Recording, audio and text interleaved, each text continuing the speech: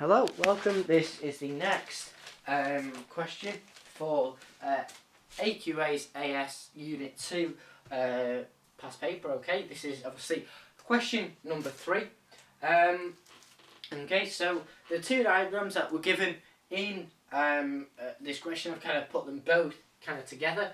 Okay, so the first diagram that we're given is the ball that is being dropped into this container full of liquid.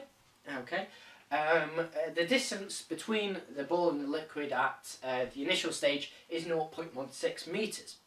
Okay, and obviously it's dropped from rest and accelerates with the acceleration due to gravity, and then it hits the liquid. And the graph on the right shows the velocity of this ball from its sorry, let me just marry this up a little bit better. Okay, the velocity of the ball from its starting position. Okay, and obviously on the x-axis we've got time, and on the y-axis we've got velocity. Okay, we'll give him that graph a little bit later on. Okay, but for the first part we're focusing on this diagram on the left. Okay, and part A says find the time taken. It's labelled as t0 for the ball to fall to the liquid surface from the point where it was released. Okay, so all you have to do is work out the time taken for the ball to drop through 0.16 meters. So we label what we know. Okay, so 3A. Part 1 even. Okay, well we know that the distance S it must fall through is 1.6 meters. And because it is falling towards Earth, okay, the acceleration is acceleration due to gravity of positive 9.81. We want to know the time. We label that as t0. Okay, we don't know that. We know the initial velocity, which is rest, either not 0 meters per second. We don't know v, but we don't need to know v. Okay, because that would cause two unknowns, and that's a bit. That would require simultaneous equations, and there's a lot easier way of working this out. Okay, so really we don't even need to use. Actually, yeah, we do. Anyway, okay, so what a SUVAT equation links all of these together, because that's all that we know, plus the unknown that we're trying to find out. Okay, well, it's got to be to do with distance, okay, and the only ones to do with distance, v squared equals u squared plus 2as. Well, we don't have v, so we can't use that one.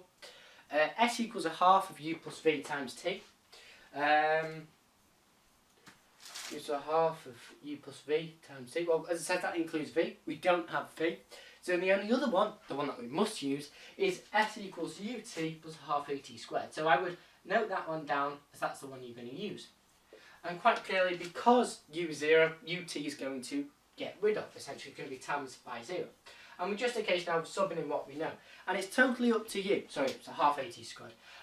It's totally up to you whether you try and rearrange it before you sub the numbers in, or you rearrange it once you've subbed the numbers in. Personally, I like to do the latter.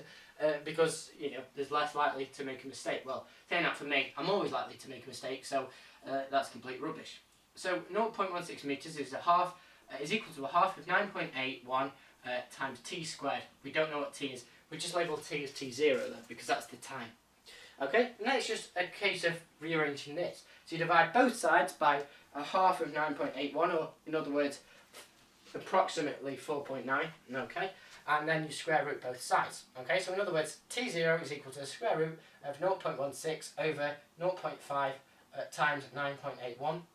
Okay, and then it's a case of just simply inputting that into your calculator and getting the value of t0 to be approximately 0.18 seconds. Now, it says it wants it to the appropriate number of significant figures. Now, you go, what the hell does it mean by appropriate number of significant figures?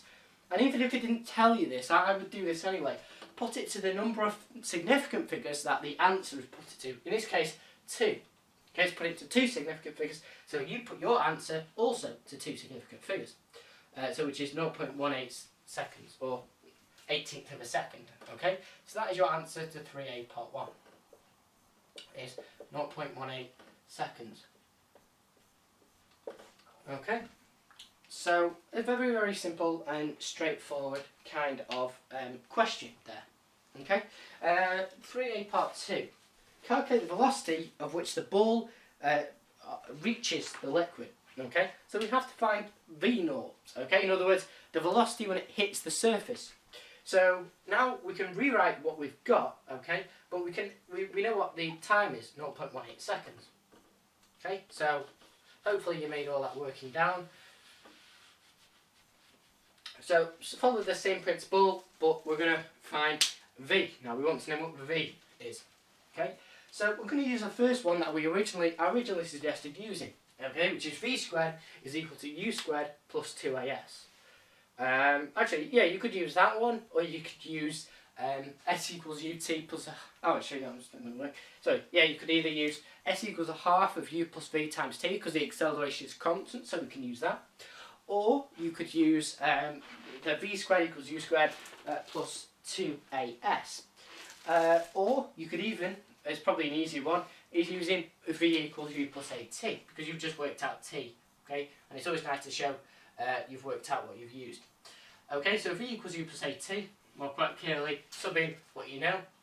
You don't know v, and you know u is 0, so you just put 0 meters per second. I would still put 0 meters per second in, just to show you are considering it. And you add at, so it's plus 9.81 times 0.18. Now, I wouldn't ideally use 0.18. I would use the exact answer that you used, that you rounded. Okay. Otherwise, it might be a little bit off. Now, I'm sure you still get the marks for that, but better not risk it. Okay. So v, therefore, if you sub that into your calculator, you also put it to the same amount. So it's all decimal places, whatever you want. I put it to the same decimal places. 1.77 meters per second, or if you were to put it, if you wanted to be more pedantic and put it to the same number of, because it's not stating, it's not asking you to put it to an appropriate number of significant figures. You don't have to. You could leave it as that, or if you wanted to, you could always put it as 1.8 meters per second. Okay, and that is your end. That's your velocity v naught. Okay, so 3a part 2 is 1.8 meters per second. Okay, so as I said, hopefully that makes some kind of sense. Alright, so that's the end of the first little part of question 3.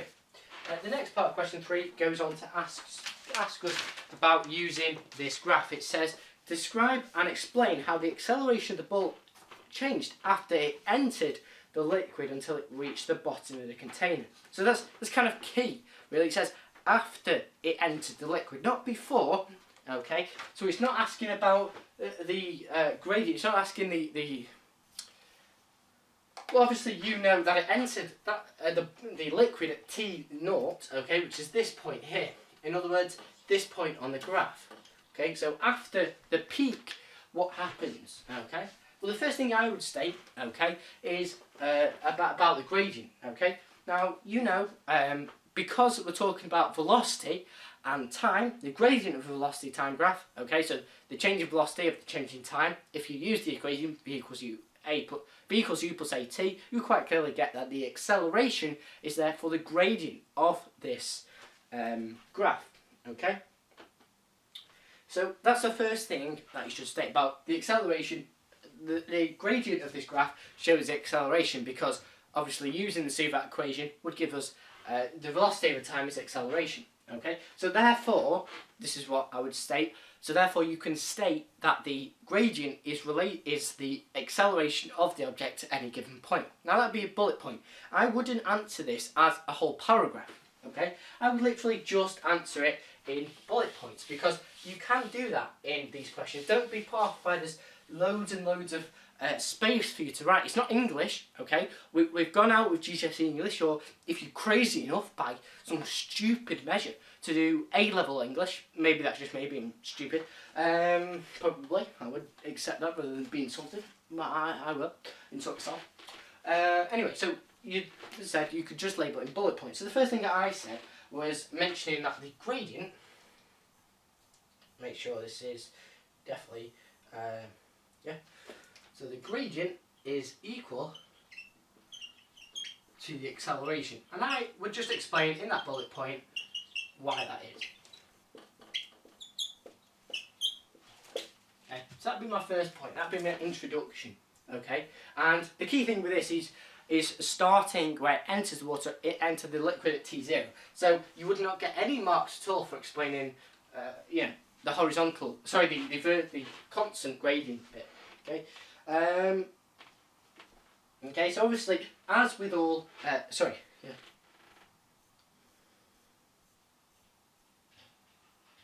As with all of these questions, there is a limit in terms of the answering of the question. Okay, it lists a couple of examples, and I'll try and talk you through this question. So, as I was saying, in this part, what we're asked to do is we have to state what this graph is showing. Sorry, what's that?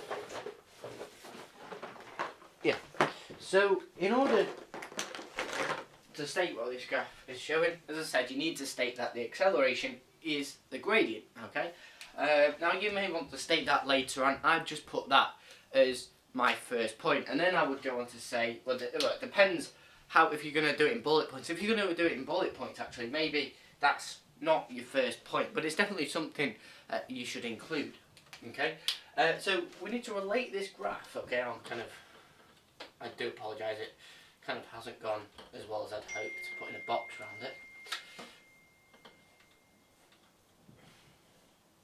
Okay, sorry about that. You get the idea. Okay. So what happens is, obviously this ball is falling. So initially there's very little resistance force. Okay, so it accelerates.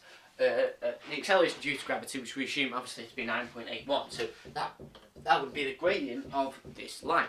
Okay, and then you would go on to say, but when it hits the liquid, when it enters the liquid, there is now a resistance force upwards, which is much greater than the air resistance, because obviously there's many molecules that the ball has to push through. But it's very hard for the ball to do it. In other words, its acceleration slows. In other words, its actual velocity slows as well, because the force upwards due to the liquid, okay, resistance force of the liquid is much greater than its weight, so it decelerates. Okay, so that'd be your second point, to the fact that the resistance force from the liquid when it enters. So obviously you would say it enters the liquid, etc.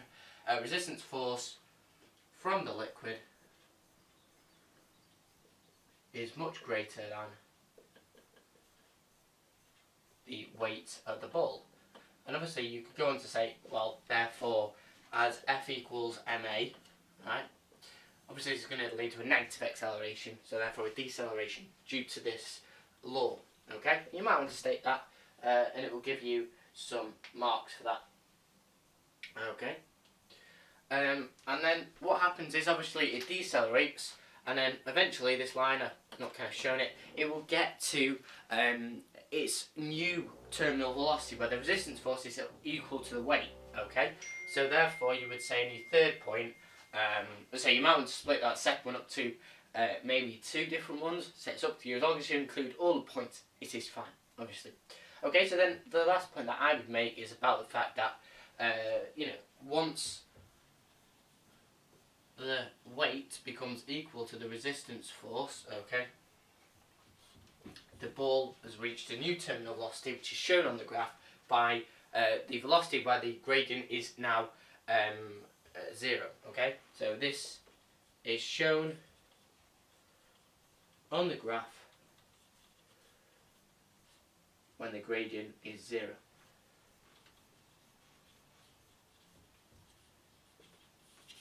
Okay, so they're the 3 points, and as I said, if you look online, there are many points that it specifies, but I've tried to talk you through it. Now, as I said, I think I did mention this at the start, you can do these bullet points, or you could do it as an essay. It's totally up to you. I just advise bullet points because it doesn't take as much time, and obviously, you're not repeating yourself. Okay, so that's the end of question 3. Okay, thanks for watching. Hopefully it's gone through a few things. Really, as I said, the last question was really the little bit more of the challenging one, but it's just a case of remembering you can answer it in bullet points. You don't have to answer it as a full sentence. So thanks for watching. Hopefully we'll see you in the next question video.